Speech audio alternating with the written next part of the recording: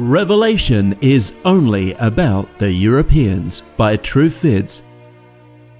The reason for this is because the ancient Israelites migrated to Europe, becoming the Europeans, and therefore it is only natural that if the Old Testament is about the Israelites, then so is the New Testament. The Revelation is the word of Christ explaining events that will happen to his people. It has the message to the 7 churches, the gradual fall of Rome, the Israelites en masse migrating to Europe, the rise of the papacy tyranny, the Reformation breakaway from the popes, the mass printing of the Bible for everyone, the French Revolution and decline of nobility, the rise of this economic system by the merchants called Mystery Babylon, the mass migrations into all of our nations by those merchants, to the eventual future collapse of Mystery Babylon, and finally the return of Christ to save his people who are being overrun. All of these things transpired in Europe. When the Israelites were deported, they became the Scythians, Galatae, Celts, Gauls and Germanic tribes, eventually becoming the Europeans. We are Christ's people, his sheep.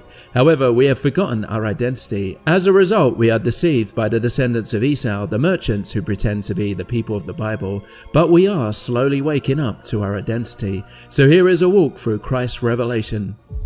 So before we jump into Revelation chapter by chapter, we should give a basic explanation of what the book of Revelation is all about.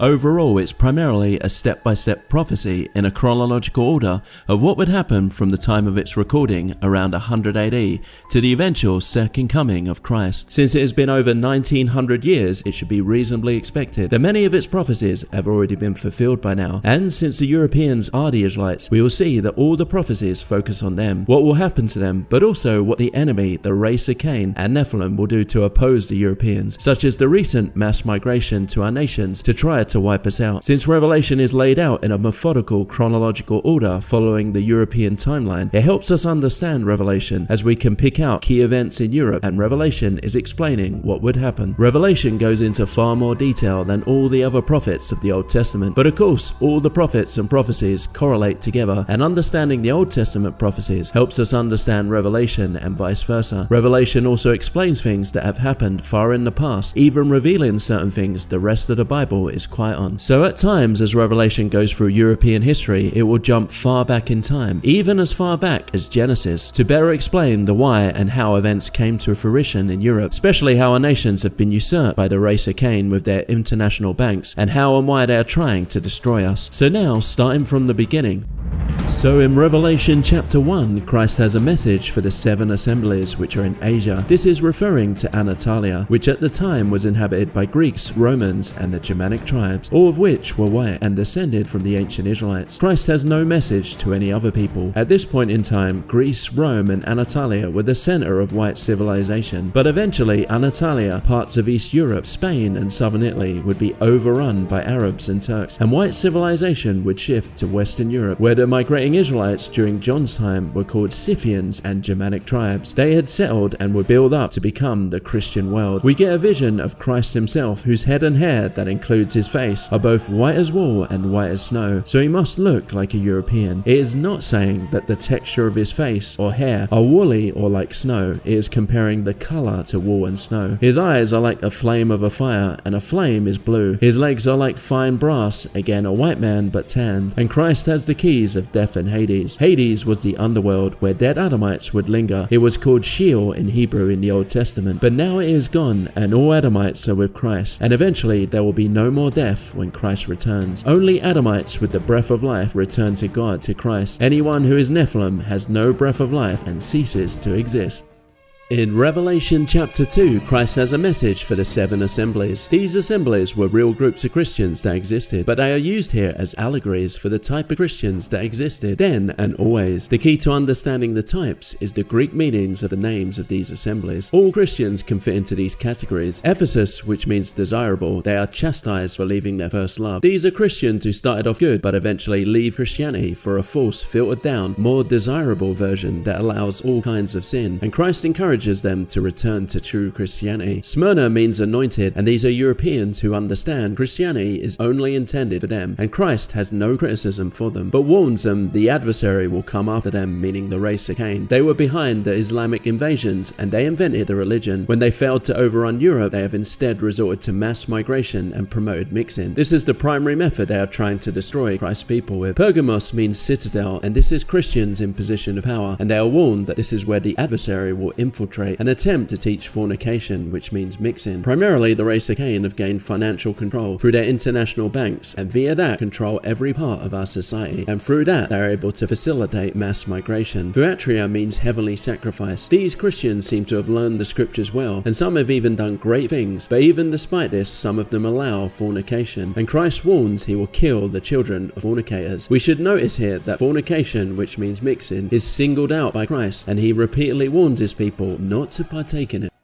So now Revelation chapter 3, and we're on to the last three of the seven churches. Sardis means precious stone, so they look good, but Christ warns them they are dead, meaning their works. The color sardis is typically a reddish, ruddy color, and the Romans used it as a sealing signet. Of course, all ruddy Adamites are saved because they have the breath of life in them. However, Christ warns them that some have already soiled their garments. This is an allusion to mixing, as Christ warns some will be wiped from the book of life. The Bible is the book of life, and the Bible is the race and genealogy of Adam, as we read in Genesis. So when an Adamite mixes with Nephilim, they are erasing their family history or future descendants from the book of life, as their descendants are no longer Adamites. So Christ warns them to repent. Philadelphia means brotherly love, and Christ does not criticize this assembly at all. These are Europeans who help their fellow people, and Christ states he will protect them. Today we are deceived by Satan into helping and giving aid to other peoples. Technically, all the Nephilim, all the descendants of the fallen angels, are collectively Satan, meaning the adversary. They are genetically opposed to us, God's creation. But here Christ clarifies the head or synagogue or gathering place of Satan is collectively those pretending to be the Judeans, who really are the descendants of Esau, who had merged with the Judeans and adopted their customs 150 years prior to Christ's coming. Christ tells us they are liars and would come to worship at our feet. This happened once Europe Christianized. The race of Cain was ostracized from society and denied citizenship. They became the property of the monarchs. But this ended by the time of the French Revolution. Laodicea means righteousness, but from a man's perspective, not godly, so self-righteous. These Christians are neither hot nor cold. They seem to know the scriptures but don't follow it. This would describe many Christians today who have gone along with the world. They think they are rich and wealthy because of their materialistic possessions, but these will count as nothing when they get to heaven. And Christ advises them to buy gold refined by fire, meaning perform good deeds in this life. This will come with you as a reward in the next life. So overall, 5 of the churches are criticized and 2 are not. Brotherly love and anointed people, but they are warned about the adversary. The main warning to the 7 churches is against mixing, which the adversary is behind. So whatever category you would fit in is the 2 good churches you should try to emulate. In Revelation chapter 4, we get a vision of the throne of Yahweh, and seated upon the throne is Christ himself, who must be God incarnate. In previous descriptions, John described him as the appearance of bright white light and burnished brass, so looking like a white European with tan features. Here Christ is described like jasper and sardis. Jasper may be white, and sardis is generally a reddish color, so perhaps the description can evoke the appearance of Solomon on his own throne, where we read from the words attributed to his wife in chapter 5 of the Song of Songs, "My beloved is white and ruddy, the chiefest amongst 10,000. Now coming out of the thrones we have the 7 lamps of fire and the 7 spirits of Yahweh. So the 7 lamps are the 7 spirits of God, which must also be the 7 Christian assemblies of Yahweh. Then the 7 spirits must represent the conditions of the people of Yahweh in the world, the Europeans who are the Israelites. These describe the conditions of his people throughout the entire time that they are in the world. Around the throne we have angels and 4 living creatures, which are described looking like a lion, a bull, an eagle, and a man. These are the 4 symbols of the chief tribes of Israel: Judah, Ephraim, Dan, and Reuben. Here we see again that the focus of Revelation is the children of Israel, and as we go through Revelation, it is solely going to be focusing on the Europeans, and this is because the Europeans are the 12 tribes. It always is focused on the same people, just like the entire Bible. In Revelation chapter 5, the Lamb who is the Lion of Judah, the root of David, has a scroll with 7 seals. Christ is the Lamb who died for Israel. The Israelites were his wife who had cheated on him by going after other false gods and mixing with the Canaanites and other peoples descended from the Nephilim. As a result, Yahweh divorced his people and they were sent into captivity, where they became the Scythians and other tribes migrating to Europe. Yahweh had to come down as a man to die. This way his wife, the Europeans, were freed from the penalty of death, and upon being resurrected, Christ can now remarry his people. This is a key part of Christianity, but virtually no Christians today are aware of it. As we go through Revelation, it will be clear that the earth or world is only referring to his people wherever they are. As for the 7 seals, one by one as they are opened, they describe the stages and eventual collapse of the Roman Empire. Then we get the 7 trumpets describing later European history, and then we get the 7 plagues describing even later European history. Yahweh only punishes and chastises his own people to correct them, and Christ's sacrifice so that he could reconcile with his people and the revelation itself are all and only to do with the Europeans, because we are the 12 tribes.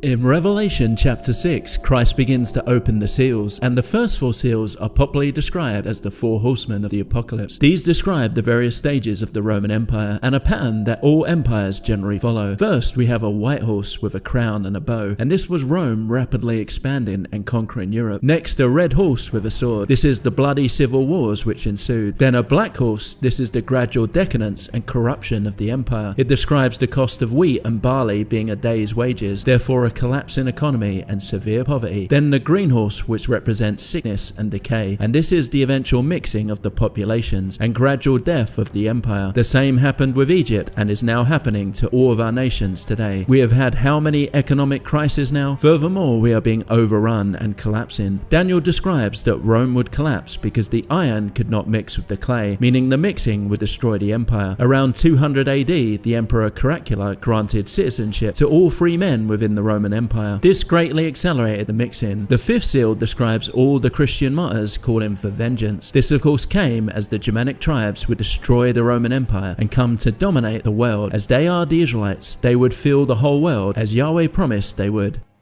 In Revelation chapter 7, we see the 12 tribes being sealed, which serves as a guarantee that they survive. And since this is sandwiched in between the 6th seal and the 7th seal being opened, which is all to do with the collapsing Roman Empire, then the 12 tribes must be the Europeans within Europe. Next, we see a vision of a great multitude from all nations and tribes and peoples and tongues standing before the throne and before the Lamb. The Israelites were promised to become many nations where they would naturally develop their own cultures and languages. And this great multitude has come from the Great Tribulation.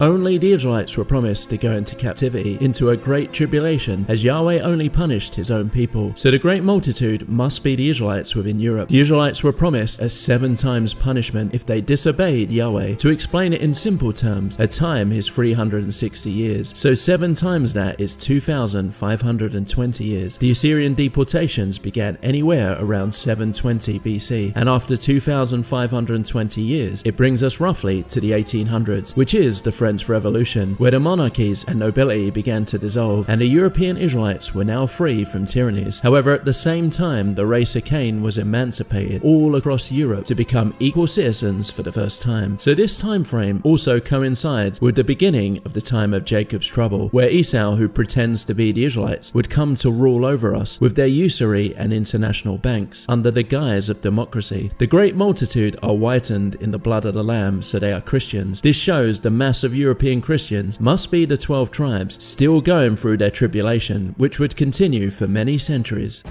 So we're on to Revelation chapter 8, and we begin to get the 7 trumpets, which are a part of the last 7th seal. The Roman Empire is on its last legs and is about to collapse. As a result, Europe is thrown into complete calamity. The first trumpet, there came hailstones and fire mixed with blood, and a third of the earth, trees and green grass had been burnt. There was never an event where a third of the whole world was burnt. This is an allegory for events taking place in the Roman Empire. So the third of the earth is only referring to a third of Europe here. It does not even consider any other people peoples. This is the Germanic tribes such as the Huns and Goths overrunning a third of the Roman Empire, burning and pillaging it. Next, the second trumpet, and thus a great mountain burning with fire had been cast into the sea, and a third of the sea became blood, and we have a third of creatures with souls, so men and ships being destroyed. Usually a mountain represents a nation, and the sea can often be the masses of people, but here we have literal ships, and the Vandals are this great mountain who cut a swath through Europe then to northern Africa, where they captured Carthage and a fleet of Roman ships, so now having over a third of all the Mediterranean ships, from which they began to launch raids to Sicily and even Rome itself. Then the third trumpet, a great star fell from heaven called wormwood, which causes many men to die. This must be cross-referenced with Daniel, who described that once the Roman Empire began to collapse, there would be 10 kings, and the 11th would rise, who would subdue 3 kings. This is Justinian, the 11th emperor of the Eastern Roman Empire. He defeated 3 Germanic kings, retaking a third of the empire, notably Italy, Africa, and parts of Spain. The fourth trumpet gives us more details, as it causes a third of the sun, moon, and stars to darken. The sun and the moon represent governments, and the stars the children of Israel. Justinian is significant as ultimately he paved the way for the Roman Catholic papacy in Western Europe, which would tyrannize the Europeans for many centuries. Also Rome, which had been sacked and virtually deserted, was able to rise again, which would be the beast or the empire's head wound miraculously recovering later in Revelation. We then get a warning of the 3 great woes which are coming, which will be the Arab invasions, then the Turkish invasions, and then finally the emancipation of the race of Cain, all which would have dire consequences on the Europeans who are the Israelites.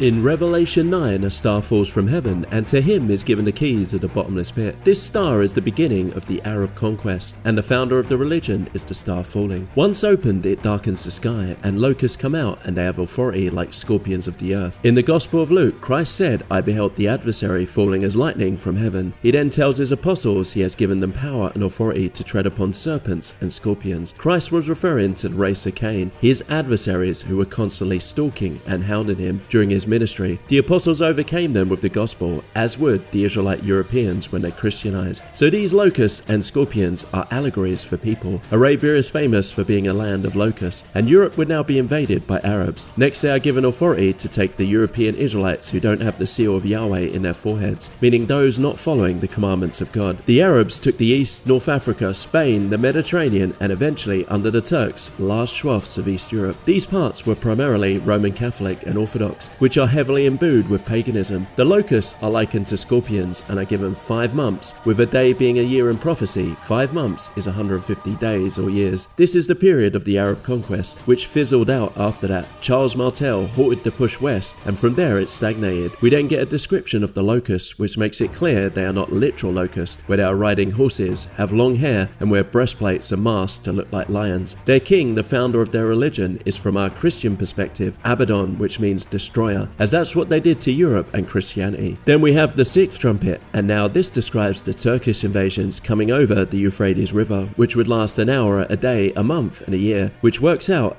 391 days or years in prophecy. The first skirmish between Turks and Byzantine was 1064 AD, and 389 years later, Constantinople was sacked, very close to 391 years in prophecy. A third of the men died. This would be a third of Christian Europe from all these invasions, which again shows Revelation is not concerned with any other people. We then learn these invasions are actually a punishment for the pagan practices in Catholicism and Orthodox Christianity. We then have a vision of the cannons, which were used to bring down Constantinople. The cannons are like lions, which spits out fire and smoke. Revelation then condemns all these Christians for not repenting. Despite these Arab invasions, they still continue with worshipping demons, idols, and things made of gold and silver. This is the pagan gods, now disguised as saints, and constructing images and statues to worship them, and not repenting from fornication and pharmaceuticals, or sorcery, as it's often translated. Byzantine had become rife with mixing and drug use. Fortunately, Protestantism was coming next, which certainly is not perfect, but a major improvement, and out of that we get the mass printing of the Bible. In Revelation chapter 10, a mighty messenger descends from heaven and opens a little book. This little book represents the Christian Bible, and this is a prophecy of assurance that the Word of God would be available to His people. This is the beginning of the formation and translation of the Bible into the common language of the European people. It would be a slow, gradual process and take many centuries. The monk Bede in the 8th century in England wrote of the scriptures being translated into the Saxon languages during this time. At that point, the Catholic Church did not prohibit translations, but over the centuries that policy would change and translating the Bible was banned. We then learn on the seventh trumpet the mystery of Yahweh is completed, as he is announced by his servants the prophets. The mystery is who are the anointed people, who are the Israelites, where are they? And as we go through Revelation, the European Christians would go on to fulfill many more prophecies and prove that they are the people of the Bible. But only in the end times are we promised a third Elijah ministry, which is where the heart of the fathers will be turned to the children, and the hearts of the children to the fathers, meaning we would finally remember our ancestry and who we are. Hopefully that time is soon, but it will happen one day. Then the messenger tells John to eat the book, and in his mouth it is sweet as honey, but in his belly is bitter. When you hear the Bible, the word of God, it sounds great, but to actually allegorically eat it, meaning follow and obey the commandments, it's tough and can bring hardship and challenges in your life. It's a lot easier just to go along with the world.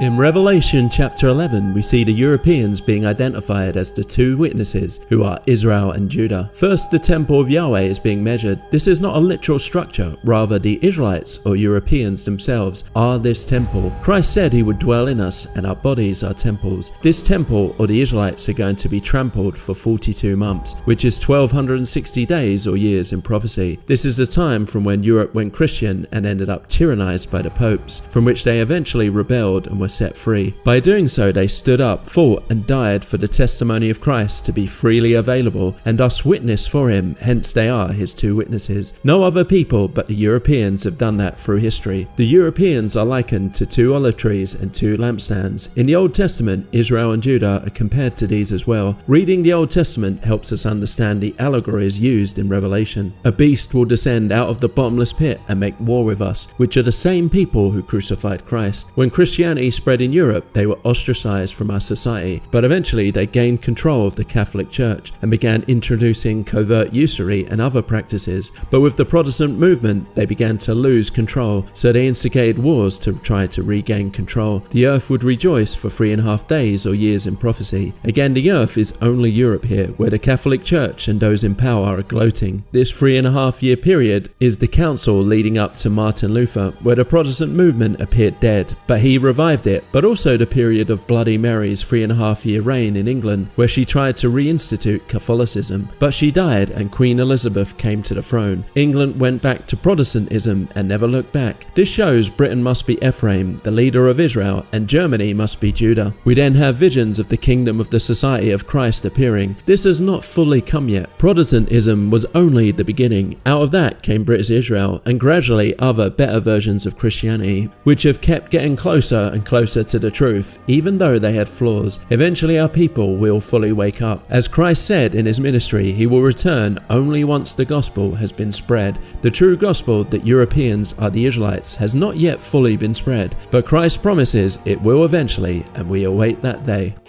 In Revelation chapter 12, we get multiple things explained at once. The Israelites migrating to Europe, becoming Christians. The fallen angels war in heaven, and their descendants, the race of Cain and Nephilim, continue in this war trying to wipe the European Israelites out. The race of Cain being greatly diminished by being separated from the common Christian people, and as a result encouraging invasions into Europe under Islam to try to end Christianity. And finally, how ultimately they are behind all world empires, the merchants who prop up and control them empires behind the scene. So starting off, John sees a woman cloaked with the sun and moon beneath her feet, and upon her head a crown of 12 stars. The woman is the children of Israel, hence 12 stars for 12 tribes. We are described as a woman, as Yahweh married his people, but divorced them when he had our ancestors deported. Therefore we are no longer his wife, but allegorically a woman, waiting for the remarriage which comes later in Revelation as the supper of the Lamb. The sun and moon represent governments, and these are beneath the woman, meaning she rules the world, and the Europeans certainly did, and have ever since. Next appears a great red dragon having 7 heads and 10 horns. His tail sweeps away a third of the stars of heaven and casts them into the earth. The dragon represents the fallen angels who mix God's creation, thus falling from his graces, but also their offspring, the Nephilim and race of Cain, who continue to try to destroy God's creation by mixing us out of existence. The dragon has 7 heads because the race of Cain has been behind the 7 world empires that have existed. In Daniel we only have 4, as he only counts from his time. Revelation has a greater scope, including including Egypt and Assyria, and then Daniel's 4 empires, Babylon, Persia, Greece and Rome, so that's 6. Daniel has a stone carved out of the mountain which would destroy the last empire. That is the Germanic tribes who did overrun the empire. The 7th empire is Napoleon, who would emancipate the race of Cain and therefore change Europe's destiny forever. This will be explained in greater detail later in Revelation. As for the 10 horns, these have not yet appeared. These are the final 10 rulers who will rule over us, which is explained later in Revelation. Next, the dragon tries to devour the child the woman is given birth to. The child will rule over all nations, and this can only be Christ. Christ was an Israelite, so he came from the woman, the Israelites. The dragon in this instance is King Herod, who was descended from the fallen angels. He was an Edomite. Esau had intermingled with the Canaanites, and the Canaanites had intermingled with the race of Cain, Nephilim. Then the woman flees into the wilderness, where she is nourished for 1260 days or years in prophecy. This is the Israelites migrating to Europe. Around 700 BC, northern Europe was largely uninhabited, but would come to be populated by the Scythians and Germanic tribes. The nourishing is Christianity spreading. Next, Michael and his angels battle the dragon, and the dragon is cast out of heaven. Heaven can also represent the government and rulership. This is a flashback to the fallen angels who began to mix creation and lost their place. We then get proof that the dragon is also the serpent of old, the false accuser, the adversary, who deceives the whole world, and the fallen angels who fell with him. So the serpent in Genesis who seduced Eve and sired Cain must have been a fallen angel. Additionally, their descendants, the offspring of Cain, represent the serpent or dragon later in scripture, who are deceiving us now. With their usury and international banks, they have gained control of all of our nations, and especially with their media, they deceive us all. Then we hear a great voice announcing the kingdom of God has come, and the false accuser has been cast down. They have prevailed over him with the testimony of the Lamb. The false accuser has great wrath because he has but a short time. With Christianity, the Europeans overcame the race of Cain. They were ostracized and severely limited in European society. Christ said he would return and ultimately destroy them all when he divides the sheep and goats. Therefore they know they have but a short time. So what is their goal? Well, next, when the dragon saw that he had been cast down to earth, he persecuted the woman who had given birth to the man-child, so the Israelites who gave birth to Christ. The woman is given wings to fly into a wilderness and be nourished for a time, times, and half a time. This is repeating the woman going to Europe and being nourished with the gospel for 1260 years. So the serpent or race of Cain casts out a flood to try to destroy the woman. This is them going to the east and inventing Islam, encouraging the invasions into Europe. However, the earth opens up and gulps down the river from the dragon, meaning these invasions ultimately failed. The dragon then goes to make war with the offspring of the woman, keeping the commandments of Yahweh and having the testimony of Yahshua. This is further explained later, but in short, it is the mass migrations where we are being overrun, and the mixing they promote to try to wipe us out. This is only happening to us, proving we are the woman or the Israelites.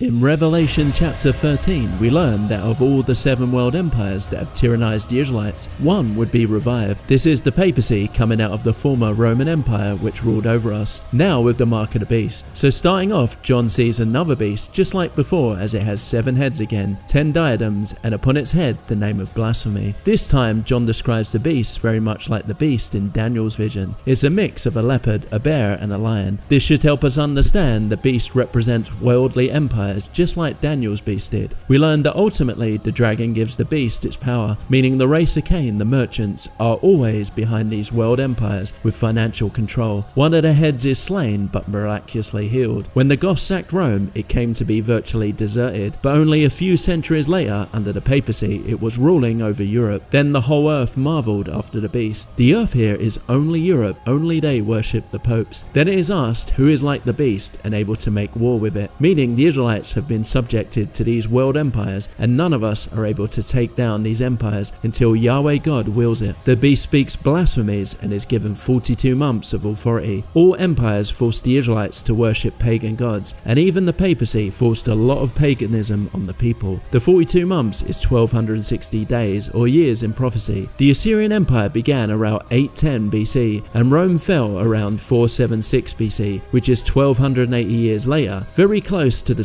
1260 years, but our chronologies can easily be out a few years or decades. The papacy also tyrannized us for 1260 years. In the 6th century, Justinian officially made the Bishop of Rome the head bishop or pope over all other bishops. Although the Protestant Reformation diminished the papacy power, it was Napoleon who ultimately ended it when he arrested the Pope and crowned himself emperor, ending the papacy power over the monarchies of Europe forever. This was around 1260 years later. Altogether, 2 times 1260 years is 2520 years. If the Israelites disobeyed Yahweh in the Old Kingdom, Yahweh promised them 7 times punishment, which was the Great Tribulation. In short, a time is 360 years, and 7 times that is 2520 years. So from the Assyrian deportations, our people have undergone 2520 years of punishment, which is all these world empires and the papal tyranny combined. After Napoleon, we were free, but instead of turning to Yahweh, we got deceived by the race of Cain, and now are ruled over by them under liberal ideas and democracy they invented. We are in the time of Jacob's trouble.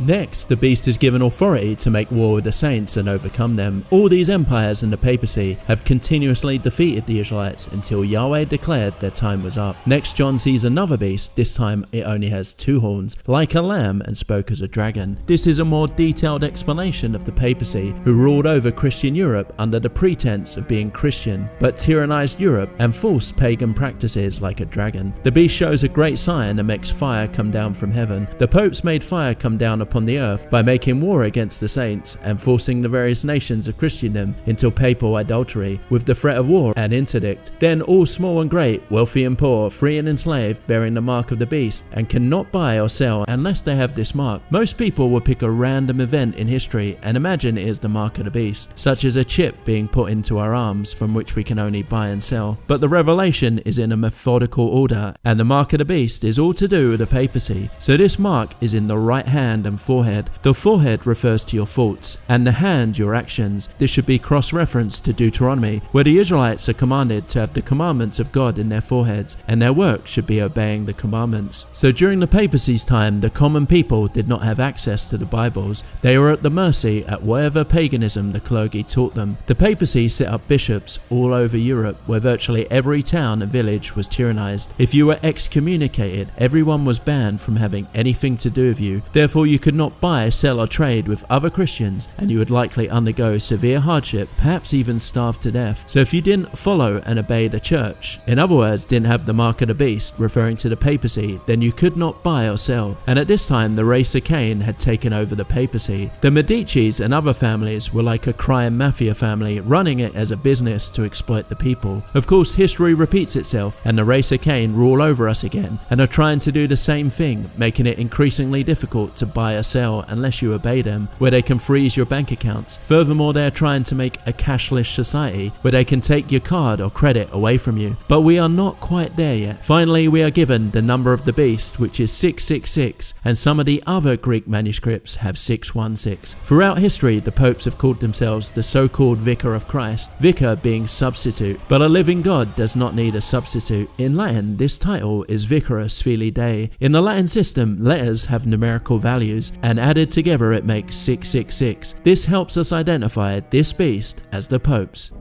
In Revelation chapter 14, we get a preview of what will happen when Christ returns and the final events leading up to his return. First, we have the 144,000 with him who have the name of Yahweh and the Lamb on their foreheads. This must be the same 144,000 who were sealed back in Revelation chapter 7 as Rome was collapsing. They are described as having not defiled themselves with women. They are virgins. You should not read that literally, but allegorically they are virgins because they didn't follow pagan religions and practices and followed Christ. So living a virtuous life will be significantly rewarded in the afterlife. Next, we are warned to fear Yahweh, to give honor to him, because the hour of judgment has finally come. Then it is announced that Babylon has fallen. This is the great international economic system that we are trapped and enslaved in. The race of Cain rule over us with their international banks, but at the same time, usury is built on a house of cards and always fails in the end. Until that point in the future, we are trapped. But here Yahweh promises he will bring it all down at the time of his choosing. Then there is is a warning to Europeans who are the Israelites. If they have the mark of the beast in their forehead and hand, then they will drink of the wine of the wrath of Yahweh. The forehead is your faults and the hands your works. Meaning if Europeans aren't obeying God's commandments and aren't Christian, even after Babylon falls, when we are now free, then Yahweh will punish them severely. They are warned that they will be tormented forever and ever. This means in heaven they will live in regret of their decisions. We see a lot of traitors today who have embraced mixing and following the race of Cain and are against us. But do not worry, Yahweh will deal with them eventually. Then those who are dying from now on are blessed. Meaning again, if you live a virtuous Christian life and the race of Cain destroys you for it, you will be rewarded in the next life. Finally, we see Christ in a cloud with a scythe. The time has come. Then we have two harvests with two scythes. The first one reaps the harvest, whilst the second scythe has authority over the fire and harvests the ripe grapes. The first scythe is wiping out all the people in the world who descend from the fallen angels once and for all, whilst the second has authority of fire, which is the chastisement of God's people, his Israelites, and therefore they are called ripe grapes. They are harvested, as in brought to heaven. Christ said that every plant which my heavenly Father have not planted shall be rooted up. He was referring to people, so the people God did not create will ultimately be destroyed. He also said in the end times he will divide the world by wheat and tares, the sheep and the goats, the good kinds and bad kinds of fish, meaning Israelites and the Nephilim, as the end times will be like the days of Noah. So all the Nephilim are destroyed and all the Israelites survive, but are judged for the life they lived. So good or bad, they are all saved. The goats are all condemned, not for their personal behavior, but how they treated the sheep. The sheep are all preserved, not for their personal behavior, but only because they are sheep.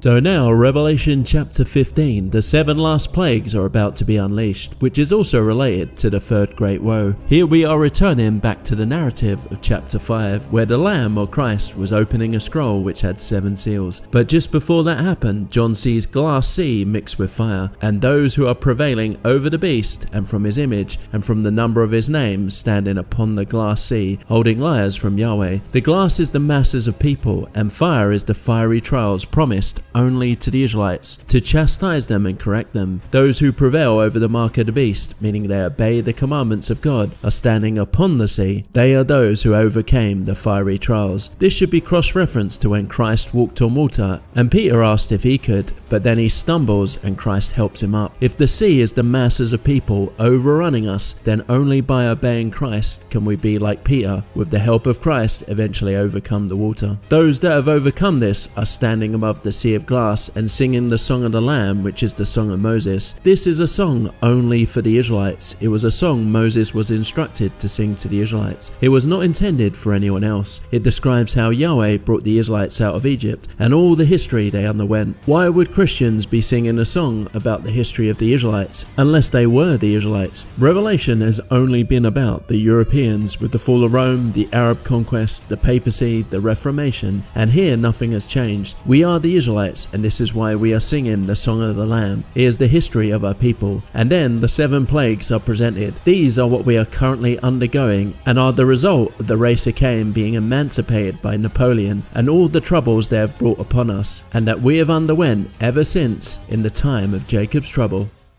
So, Revelation chapter 16, the 7 great plagues are unleashed, and these all describe world circumstances leading up to the fall of Mystery Babylon, which is the world economic system set up by the race of Cain we are enslaved in today. Previously, we've seen what will happen as Christ returns after Babylon falls, but here we are going into more detail leading up to that fall, which will come soon. The first plague gives grievous sores upon men who worship the mark of the beast. As we explained during the reign of the popes, the Christian people had no choice but to obey. But in the past few centuries, we've been in the age of liberty, where people are more or less free to choose how they want to live their lives. So if they still choose to follow and obey the beast system, they risk the wrath of Yahweh. Furthermore, with the printing press, Bibles have been freely available for Europeans to read, so they have no excuses. Next, a bowl is poured onto the sea, and it became blood as if dead. The sea being the mass of the world's people, and by that we only mean nations of Christendom. This is Christianity dying disappearing and being replaced with materialism, individualism, and humanism. And now the third bowl, and the rivers and springs of water became blood. This is the many wars that came since the emancipation of the race of Cain and their control over our society. In the Old Testament, rivers and streams are frequent allegories for nations and races of people. Then the fourth is poured out upon the sun, and had given it to burn men with fire. The sun in the Revelation often seems to represent the power of worldly governments as ordained by God, and in the past few centuries our governments have become more and more tyrannical, and the race of Cain even gloats, labeling our society as post-Christian. They have power to destroy us, but it is our own doing for turning against God. The fifth is poured upon the throne of the beast, and his kingdom became darkened. Since the race of Cain has gained control of our society, our cities have become unsafe and dangerous as they are being overrun, and furthermore we are being poisoned with foods and pharma. Diseases such as cancer have become out of control. Now the sixth, the Euphrates River drying up, making way for the kings of the east. This is the race of Cain weakening the west and industrializing the east. This would never have happened without their aid. Then we have the three unclean spirits like frogs coming out of the mouth of the dragon, beast, and false prophet. Frogs have no prior allegorical use in scripture, but the French have been described as frogs for many centuries, and the French Revolution had an enormous effect on all Europeans, as three ideals, liberty, fraternity, and equality, came out of it, which have gone out to all white nations. The idea of these three, as well as the brotherhood of man, are the supposed moral ideas the race of Cain have cloaked their deception behind, but they are contrary to the exclusive Christian covenant relationship the Israelite Europeans have with Yahweh their God. There is no liberty without God and obeying his commandments. Any immoral and sinful society will fall prey to tyrannies. It's inevitable. Likewise, Christians do not have equality. Wives and children should be subject to their husbands, and we are all born with different abilities and gifts from God. Christ himself said in his parable, some are given 5 talents in life, and some 2. As for the universal brotherhood of man, God only cares about his people, the Israelites, and we are commanded to do the same. Next, those unclean frogs are described as the spirits of demons, making signs to the kings of the whole inhabited earth, to gather them to the bow of the great day of Yahweh the Almighty. So these three ideals have made it into our governments and are being used as excuses to overrun our countries and gather all peoples against Christians. We are then warned to be vigilant as we are being drawn into Armageddon. This will be described in more detail later. Next, we have an earthquake so great the world has never seen before. Evidently, things are going to get very bad in our nations before Christ returns. Finally, we get another description of Mystery Babylon falling. 3 parts and the cities of the nations fell. The islands and mountains flee. A hailstorm like boulders out of heaven came upon men who blaspheme Yahweh. This has not yet happened yet, but islands and mountains, in the words of the prophets, are often allegories for nations large and small. So once Babylon falls, chaos will ensue. All you can do is obey God, keep his commandments, and stay vigilant.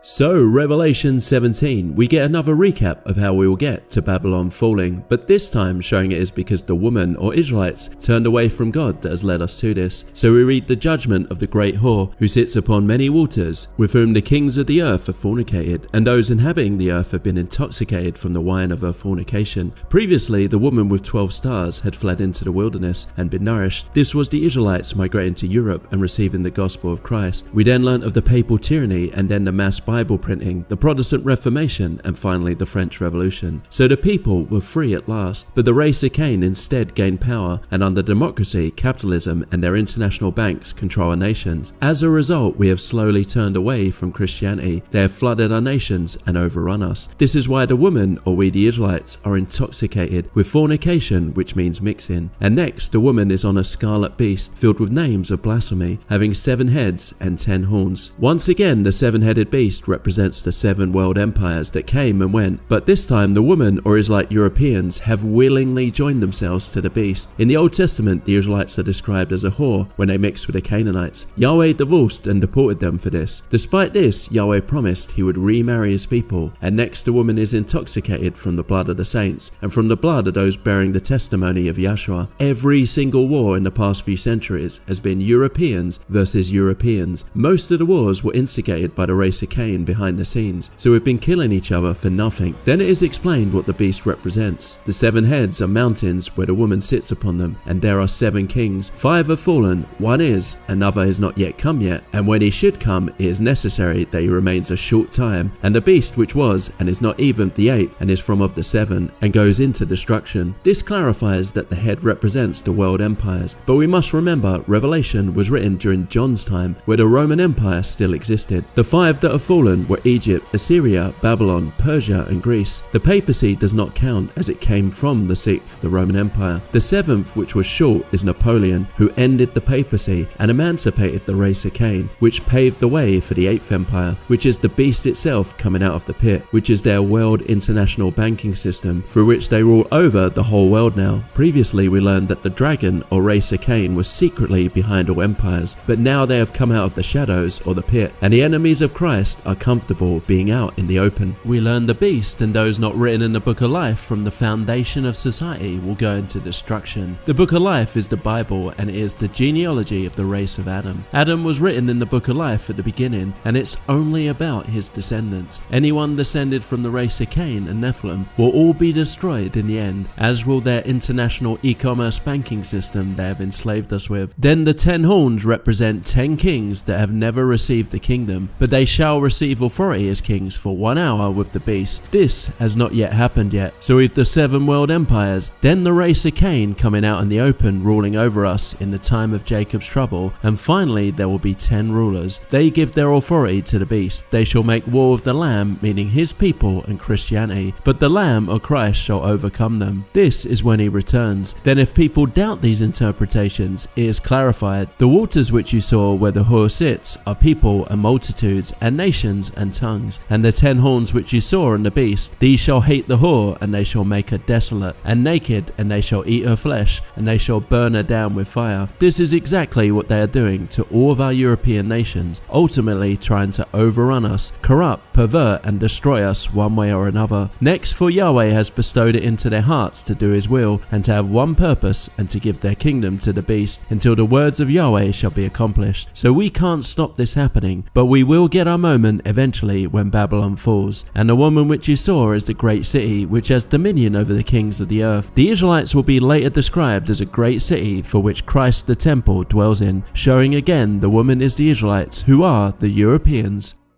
In Revelation 18 we have Babylon falling, which is the international economic system which the Edomites have trapped and enslaved us Europeans in. So far in Revelation, Babylon has fallen twice, meaning these are recapitulations of the same event but telling them from a different perspective to help us understand it better. Then it is explained how all of our nations have become a dwelling place for demons and unclean spirits. These would be people descended from Cain and the Nephilim. So if our nations became like this, they must have not originally been like this, meaning the demographics have drastically changed recently. And looking at all of our nations, we've seen that happen in the past few decades. This helps us identify what people are the demons or Nephilim. Then my people, meaning God's people, are commanded to come out from amongst Babylon, not to partake in her errors, and that you would receive of her wounds. Only the Israelites are God's people, and the Europeans are commanded to finally separate, not just from Babylon, but from the people who have overrun us. If they do not, then they will suffer the consequences. Then there is a call for vengeance to return double. The prophets also allude to this as well, that once Babylon falls, Christians will have an opportunity to return the favor. Then the whore, which would describe many European Israelites at the time, say in their hearts, I see a queen. I am not a widow, I have not seen grief, and therefore plagues and fire will come upon them. If Europeans aren't Christians at this point and still accept this beast system, they are essentially married to it, but it will be destroyed. We should be obeying Christ's commandments and awaiting the remarriage to him, which is described later in the Supper of the Lamb. Then the merchants of the earth weep and lament over Babylon the Great, this usury-based system that enriches them, being gone forever. It's never coming back. They can no longer print unlimited money. This helps us identify that Babylon is this great economic world system they have enslaved us in. We learn that the pharmaceuticals, or sorcery as it's commonly translated, have deceived us all and are responsible for killing many of the saints, meaning Israelite Europeans. This is not only the drugs they've tricked us into taking, but also the poisons in the foods and water. From this you should realize, be very careful what you eat and where you get your food from.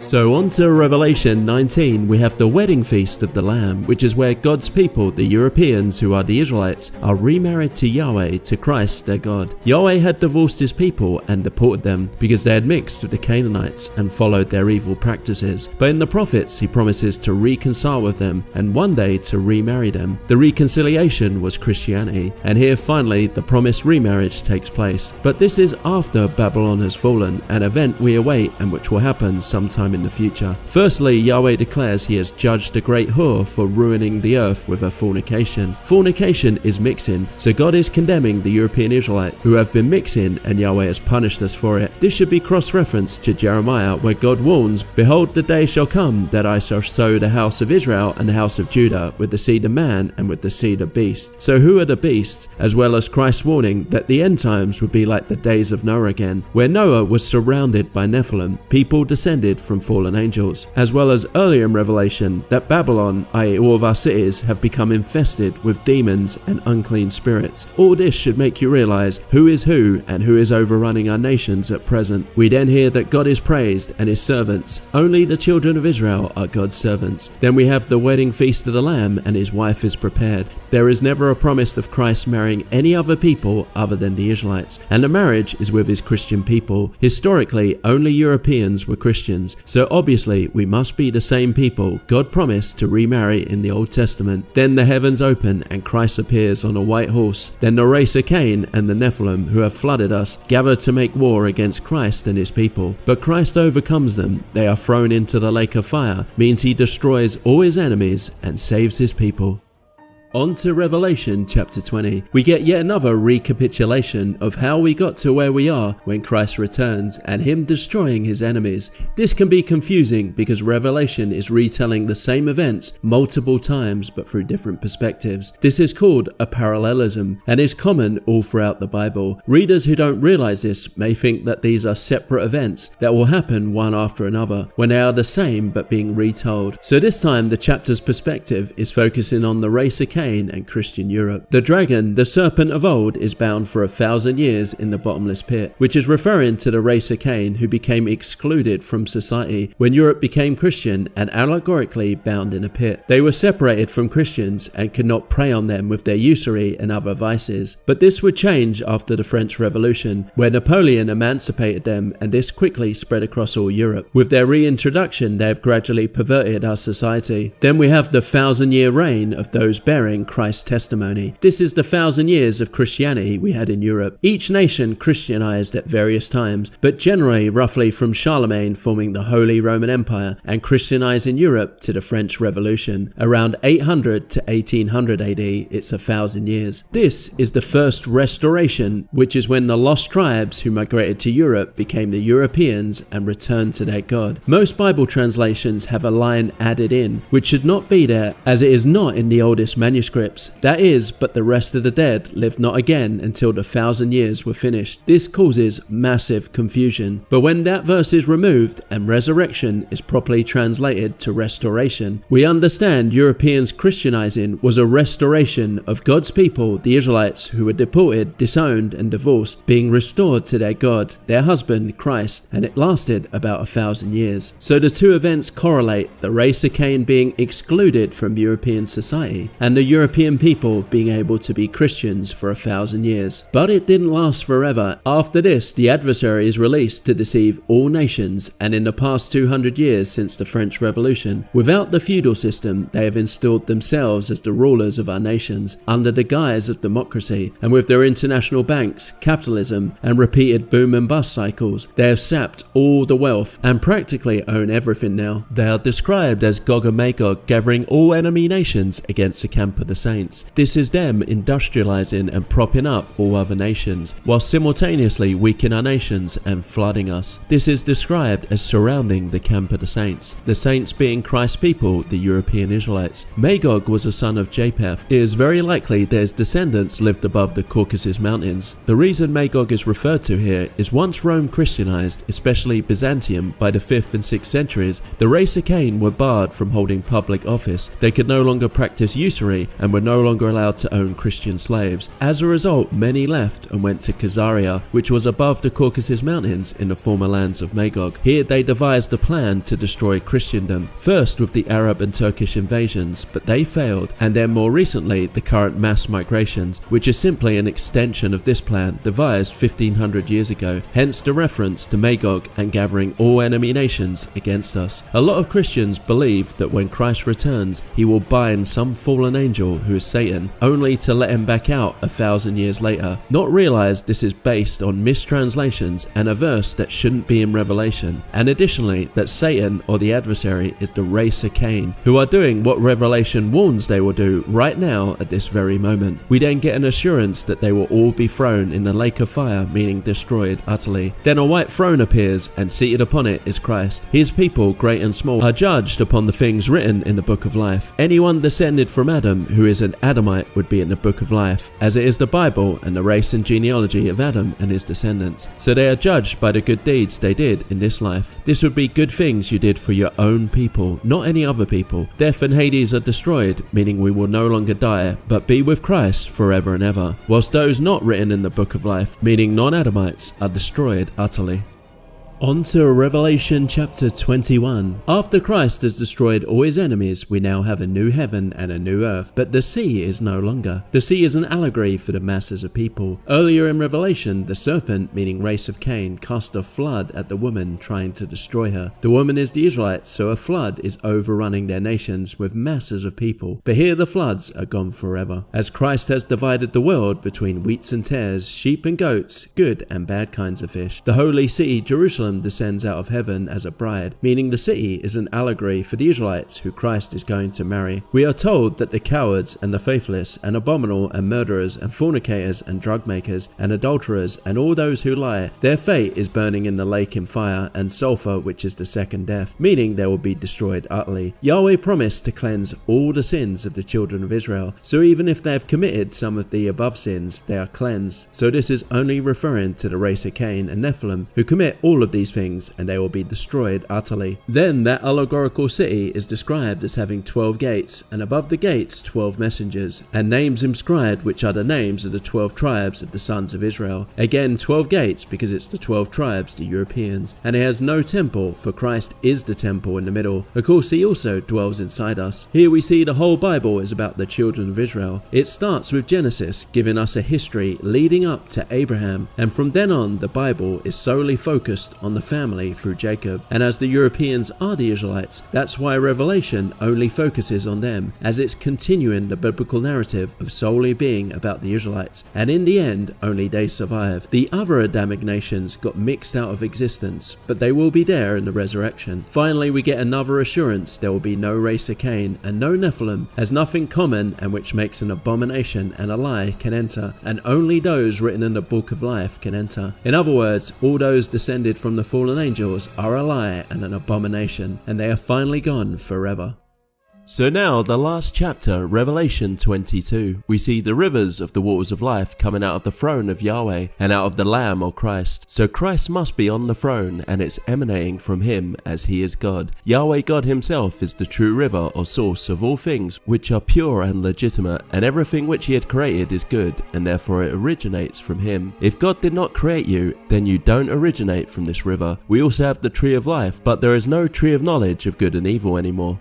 The tree of life is the Adamic race he created. As he said, I am the vine, you are the branches. And he also said, every tree which my heavenly Father did not plant shall be rooted up. In Genesis, when Adam was created, there was already a tree of knowledge of good and evil in the garden, which through Revelation we learn is the fallen angels and their offspring, who are the Nephilim. Once a fallen angel seduced Eve, we also begin to have the race of Cain in the picture. But here, since Christ returns to destroy all his enemies, the tree of knowledge of good and evil is no more, meaning the fallen angels and all of their descendants are gone. The tree of life has 12 fruits. These represent the 12 tribes of Israel, who are the Europeans who became the Christian people of the world. So all the Adamic people will be resurrected. As Christ himself said, the men of Nineveh and Seba will condemn this race in the resurrection, speaking to his adversaries, meaning the Assyrians and Sabians would be resurrected because they were Adamic. So the other Adamic nations such as Assyria, Egypt, originally looked like Europeans Israelites, but got overrun and wiped out. So only the European Israelites remain currently, but all Adamites will be resurrected when Christ returns. And this is what Christ warned he would do in his parables.